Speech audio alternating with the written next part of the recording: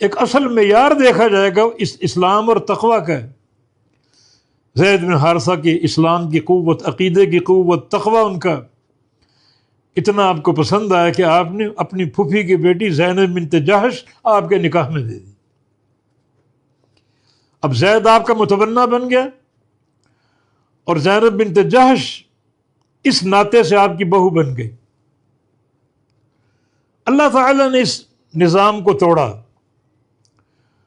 اور نمونہ نبی علیہ السلام کو بنایا۔ آگے واقعہ آ رہا ہے، پھر زید نے اپنی بیوی زینب بنت جحش کو طلاق دی اور اللہ نے زینب کا نکاح آسمانوں سے نبی علیہ السلام سے کرایا، اپنے نبی کے نکاح میں دیا۔ نبی علیہ السلام کفار کی باتوں سے اور ان کے طعنوں سے بڑا ڈر رہے تھے، مگر اللہ تعالیٰ اس سارے معاملے کے پیچھے اس رسم بد کو توڑنے کے لیے نبی علیہ السلام کو نمونہ بنایا گیا۔ زید بن حارثہ نے زینب کو طلاق دی اور پھر اس کا نکاح زینب بن جحش کا نبی علیہ السلام سے ہوا۔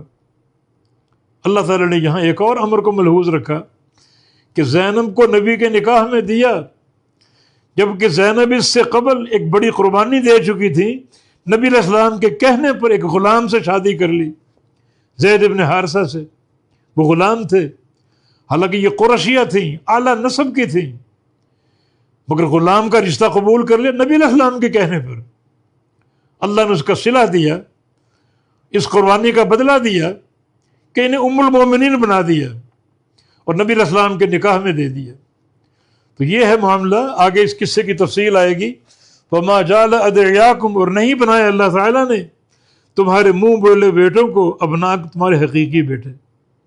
تو کیسے ہو سکتا ہے؟ جیسے ایک سینے میں دو دل جمع نہیں ہو سکتے، ایسے ایک ہی شخص ہو، وہ منہ بولے باپ کا بیٹا بھی ہو اور حقیقی باپ کا بیٹا بھی ہو۔ یہ دو متضاد چیزیں جمع کیسے ہو سکتی؟ ایک فرد کے اندر یہ دو چیزیں اکٹھی کیسے ہو سکتی کہ اس کے دو باپ ہوں، ایک حقیقی باپ اور ایک جو متبنہ کرنے والا اس کا بیٹا؟ یہ دو چیزیں کیسے جمع ہو سکتی؟